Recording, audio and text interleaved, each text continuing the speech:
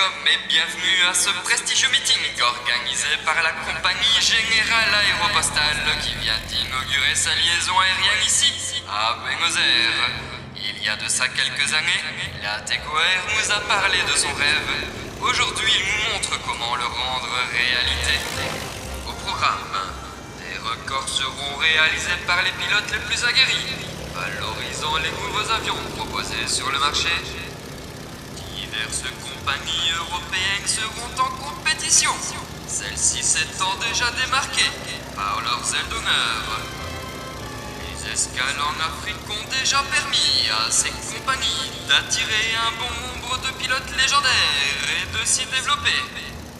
Aujourd'hui, vous pourrez ici à Buenos Aires rencontrer ces pilotes qui ont bravé les dangers de l'Atlantique.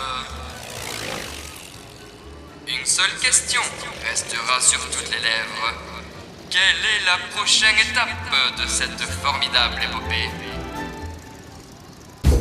Dans l'aéropostale, les joueurs incarnent des compagnies d'aviation parcourant 3 continents afin de s'y implanter et ainsi ouvrir la plus longue ligne aérienne jamais créée.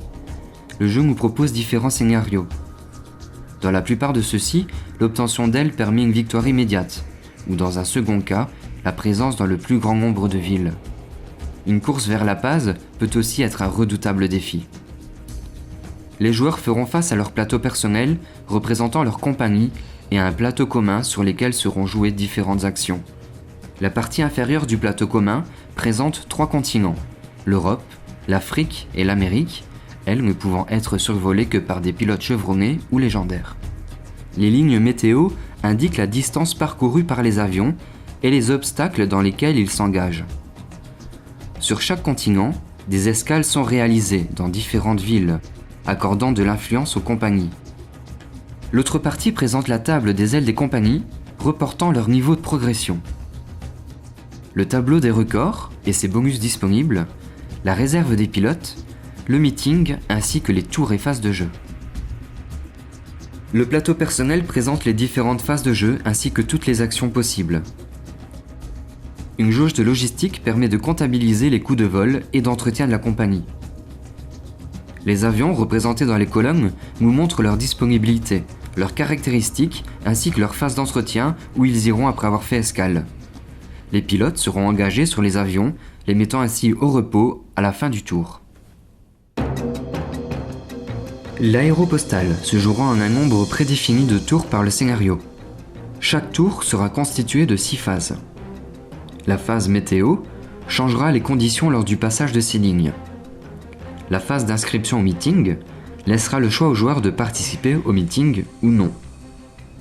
La phase d'action, où les compagnies joueront 4 fois une action à tour de rôle, comme la création d'escales, permettant à la compagnie de s'implanter dans la ville et d'y découvrir des contrats, l'exploitation d'une ligne séparant 2 villes où le joueur est présent, assurant sa dominance dans la ville et lui accordant des ailes, les records à battre, fournissant de nouveaux avions ainsi que des ailes, un record mondial rendant même les pilotes chevronnés et un avion amélioré, la participation au meeting rendue possible pour ceux-ci étant inscrits, le recrutement d'un pilote novice en fonction des disponibilités, la possibilité d'augmenter sa capacité en logistique ou de réorganiser sa flotte aérienne, et enfin, un entretien prioritaire ou une récupération express rendant les avions en attente ou les pilotes au repos immédiatement disponibles. La prochaine phase de résolution du meeting permettra à ceux ayant participé à celui-ci d'être prochains premiers joueurs et accordera un bonus en logistique.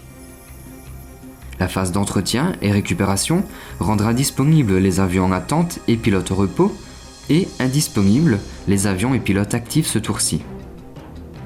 La phase de marque des dominances accordera des ailes aux compagnies étant les plus présents sur les différents continents.